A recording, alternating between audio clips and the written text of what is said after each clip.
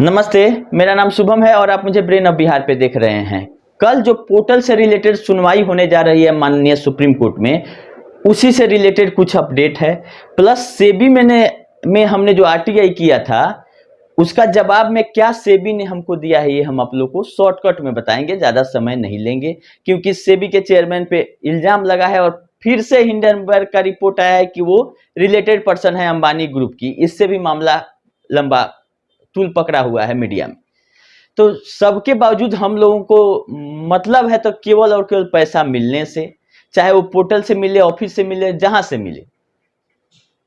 तो 12 तारीख वाला डेट इसीलिए इंपॉर्टेंट है कि पोर्टल पे सारे लोग अप्लाई कर चुके हैं, पैसा भी रखा हुआ है, केवल सिस्टम में सुधार की जरूरत है। कुछ ना कुछ पैसा लोगों को मिल सकता है इमीडिएट। इसलिए हम लोग पोर्टल पे जोर दिए हुए हैं कि पोर्टल नहीं था तो हम लोग मात्र सुप्रीम कोर्ट की तरफ देख रहे थे कि सुप्रीम कोर्ट से जब सेबी सहारा केस का फाइनल आदेश आएगा तो कुछ होगा। लेकिन बीच में सरकार ने जाके एक पोर्टल लाया, पोर्टल से भी भुगतान नहीं संभव हो पा रहा है। अब ये किसकी गड़बड़ी है, ये तो माननीय कोर्ट बताएगा। क्योंकि इसके पहले वाले आईए में सीआरसीएस के तरफ से जो एक्यूमस क्यूरी जो गए थे गौरव अग्रवाल जी, उन्होंने कहा था कि स्कैन किया हुआ फॉर्म और मेंबरशिप फॉर्म जल्द से जल्द सहारा को अपलोड कराने के लिए बोलिए, हम तेजी में भुगतान करना चाहते हैं। लेकिन हुआ ऐसा कुछ नहीं। अब सहारा ने अपलोड नहीं किया कि इन्होंने वेरीफाई नहीं किया, ये आएगा ऑर्डर में तो पता चलेगा कि दिक्कत कहाँ आ रही है, किस एंड से फंस रहा है पोर्टल से पेमेंट का डिटेल। तो इसमें जो इसका ऑफिस रिपोर्ट है, इसमें ये बताया जा रहा है कि एक आईए इंटरवेंशन किए हुए थे एडवोकेट के द्वारा, कोई इन्वेस्टर ही होंगे, जिसको बोला गया था कि आप कमिटी से संपर्क कीजिए। सुप्रीम कोर्ट में इंटरवेंशन जो किए हैं, इस आईए को समाप्त कर दिया गया था अप्रैल वाले सुनवाई में, और बोला गया था कि 30 जुलाई को लिस्ट कीजिए। 30 जुलाई को नहीं हुआ केस, 12 अगस्त को लिस्ट हो चुका है। इसमें फिर से नया इंटरवेंशन लगाया गया है उन्हीं के द्वारा, उसी जमाकर्ता के द्वारा, के उनके एडवोकेट के द्वारा। और इसमें मेंशन कर दिया गया है गौरव अग्रवाल जी को, जिससे ये कंफर्म है कि सहारा की सुनवाई है और उसी के डिपोजिटर हैं। पोर्टल से रिलेटेड कुछ ना कुछ, या तो गौरव अग्रवाल जी जवाब दें कि आपका वेरिफिकेशन क्यों नहीं हो पा रहा है। नहीं होगा तो दिसंबर तक इंतजार करने की क्या जरूरत है आपको? अगर सिस्टम बदलना है तो अभी ही बदल दीजिए। तो इस केवल आईए, एक जो डिपोजिटर है जिनके आईए को खारिज कर दिया गया था अप्रैल में, ये कह के कि आप कमिटी से संपर्क कीजिए, जो माननीय जस्टिस, रिटायर्ड जो जस्टिस हैं, उनके निगरानी में पेमेंट हो रहा है। कोई भी अपना ग्रीवांसेस आप वहां लेके जाइए, चाहे वो डेथ क्लेम का हो, चाहे मैच्योरिटी के बाद हो, वही समाधान करेंगे। लेकिन शायद वहां से समाधान नहीं उनको मिला हो तो फिर से सुप्रीम कोर्ट में उन्होंने आईए लगा दिया है कि सर कमिटी से कुछ नहीं हो पा रहा है। तो कोई नया डायरेक्शन आने की उम्मीद है सुप्रीम कोर्ट से पोर्टल से रिलेटेड। तभी हम आप लोग को बताए थे कि ये इंपॉर्टेंट सुनवाई हो सकती है। अब इस पे कितना इसका फायदा पहुंचता है, ये देखने वाली बात है। मात्र इतना ही सा बात है कि एक डिपोजिटर के द्वारा आईए लगा करके केस को मेंशनिंग कराया गया है और गौरव अग्रवाल जी को ये नोटिस चला गया होगा कि आपको आना है या आपको जवाब फाइल करना है, आप कल करें या अगले डेट पे करें। यही होना है सुप्रीम कोर्ट से। बाकी तो केस का जो डेट है वो तो चलते ही रहेगा। 3, 4, 5 सितंबर फाइनल सुनवाई है ये सुप्रीम कोर्ट में। और अगला अपडेट हम आप लोग को बता देंगे। समय आपका ज्यादा नहीं लेते हो, क्योंकि आज ऐसे ही 4-5 घंटा ज्ञानदान वाले लोग ज्ञान बांटे हैं अपना, और बहुत बहुत ज्ञानी लोग उस पर आते हैं। लेकिन पेमेंट और भुगतान से रिलेटेड कोई बात नहीं। इस छूट का प्रचार इसी ज्ञानदान वाले लोगों ने किया और बोला था कि अगस्त सितंबर से मेरा पेमेंट शुरू होगा। हुआ? कोई इनसे पूछने वाला है कि उसका पेमेंट क्यों नहीं रुका हुआ? उसका पैसा एमबी वैली में तो गया नहीं, तो आखिर उसका पैसा क्यों नहीं आप दे रहे हैं? और जो लोग फंसे हैं उनको तो हम बहुत पहले से 2 साल 3 साल से हम लोग वीडियो बना के बता रहे हैं कि फर्जीवाड़ा का पूरा गैंग है ये, यहाँ मत लगाइए। लेकिन उसके बावजूद भी लोगों का मनोबल इतना हाई था कि लोगों ने लगा दिया। अब फंस गए हैं तो अभी तक ये भी पता नहीं है कि जो ई स्कूटर रेंटल सोल्यूशन है उसका कॉन्स्टिट्यूशन क्या है, मतलब वो पार्टनरशिप फॉर्म है, प्रोप्राइटरशिप फॉर्म है, क्या है? क्योंकि प्राइवेट लिमिटेड नहीं लगा हुआ तो कंपनी है नहीं। जैसे कि क्यूसप का भी बहुत 4 गो स्कीम है, क्यूसप east west north south central, क्या क्या, वो कंपनी एक्ट से नहीं रेगुलेट होती है। जहां क्यूसप का बात होता है वहां क्यूसप यूनिक प्रोडक्ट रेंज लिमिटेड का ही आप लोग मात्र मान के चलिएगा। उसके बाद भी इसमें 4 कंपनी ये बनाया। तो इसका फर्जीवाड़ा करने का यही सब सिस्टम में होता है कि इतना घुमा दो पैसा को कि ईडी और सीबीआई और एसएफआई जांच करते रह जाए 10 साल, तब तक सुब्रत राय सहारा जी अपना निकल लिए, बाकी लोग भी धीरे धीरे चल बसेंगे और जांच अपना होते रहेगा। तो सुप्रीम कोर्ट से उम्मीद है कि कल कुछ ना कुछ पॉजिटिव आएगा, चाहे 4 लाइन का ही ऑर्डर आए कि अगर प्रक्रिया इससे नहीं हो रहा है तो आप चेंज कीजिए या जो भी करना है आप करिए, क्योंकि होना समाधान सुप्रीम कोर्ट से ही। अगला अपडेट हम आप लोग को दे देते हैं कि जो सेबी ने हमारे आरटीआई में जवाब में दिया है, 7 सवाल हमने किया था, सातों का बखूबी बहुत अच्छे से जवाब दिया गया है। हम ये नहीं कहेंगे कि सेबी ने टाल मटोल किया है। हमको 71 जगह पे उसका जो संपत्ति है उसका वैल्यूएशन के साथ अमाउंट भी दिया हुआ है कि कितना एकड़ जमीन है इसका और कितना उसका वैल्यूएशन है। टोटल लमसम 20,000 करोड़ की प्रॉपर्टी का डिटेल सेबी को गया है। इस 15,000 करोड़ के अलावा का हम बात कर रहे हैं, जिसमें एमबी वैली का भी वैल्यूएशन है। टोटल 20,000 करोड़ की प्रॉपर्टी का ओरिजिनल डीड दे चुकी है सहारा सेबी को, ये इन्होंने बताया है। और कहां है और कितना नंबर ऑफ डीड है, कितना एकड़ जमीन है, टोटल का वैल्यूएशन आप लोग जान लीजिए कि 20,000 करोड़ से भी ज्यादा था, क्योंकि इसको टोटल 1,000 करोड़ रुपया पुराना था सुप्रीम कोर्ट के ऑर्डर के हिसाब से। तो 15,000 करोड़ तो इधर जमा करके रोक दी, जिसको 25,000 करोड़ तक पुराना था, और 20,000 करोड़ की प्रॉपर्टी का उधर से पेपर दे दिया।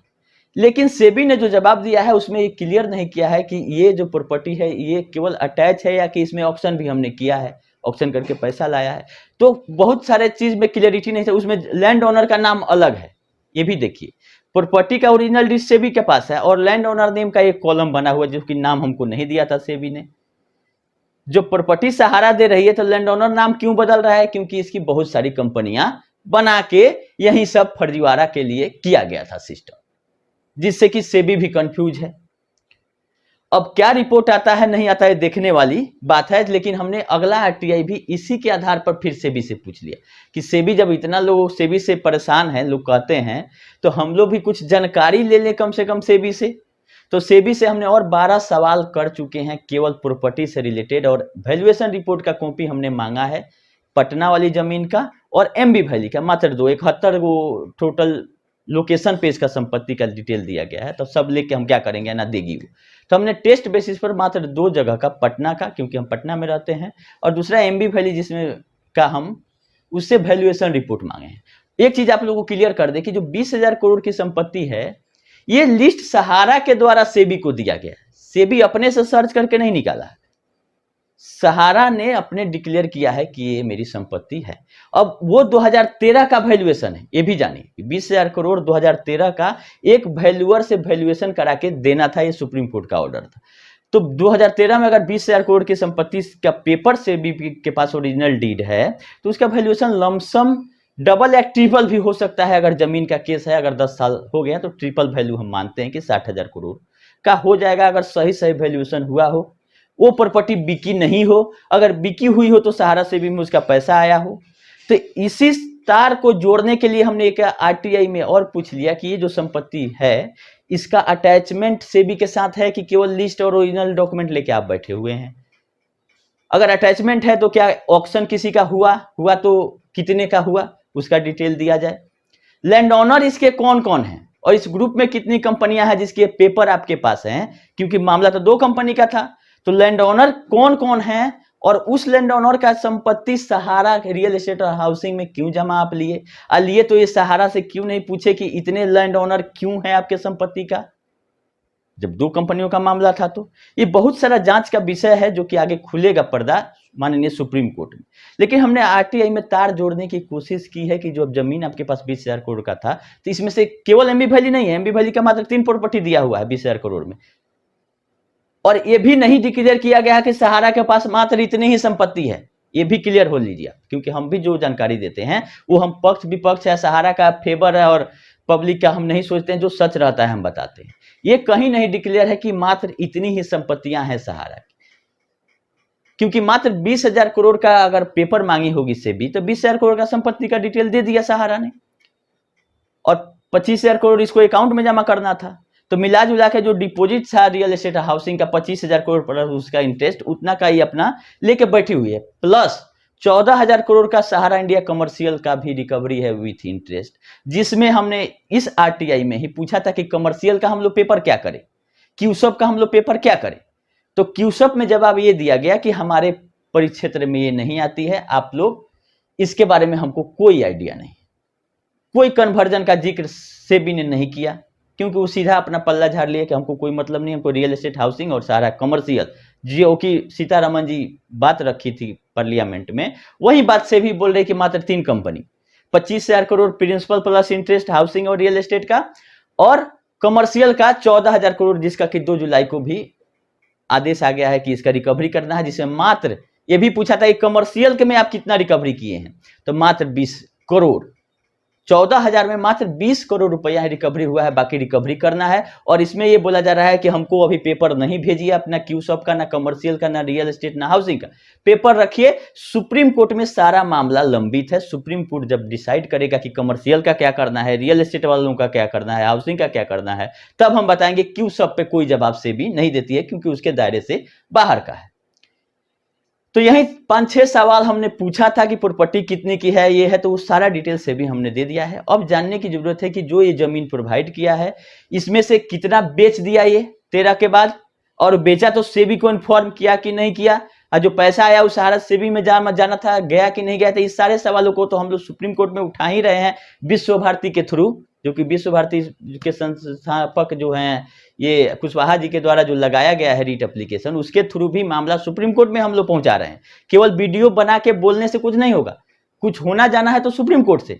ये तो आप लोगों को हम लोग जागरूक करने के लिए बता देते हैं कि अभी भी ये स्कूटर हमारी दुनिया तुम्हारी दुनिया में आप लोग नहीं फंसे, कि इतना बड़ा गेम सहारा कर चुकी है, उसके बाद भी लोग जमा कर दे रहे हैं, और वीडियो बना के चिल्ला के सोशल मीडिया पर बताने पर फ्री ऑफ कॉस्ट लोगों को समझ में नहीं आता है, इसमें कोई चार्जेस नहीं लिया जाता है, क्योंकि आपका पैसा नहीं फंसे आगे। जो पीछे हम लोग नादान थे, जब जमा किए सहारा में, नहीं समझ पाए इसको, क्योंकि पेपर में हम लोग कमजोर हैं, सीधा बात है।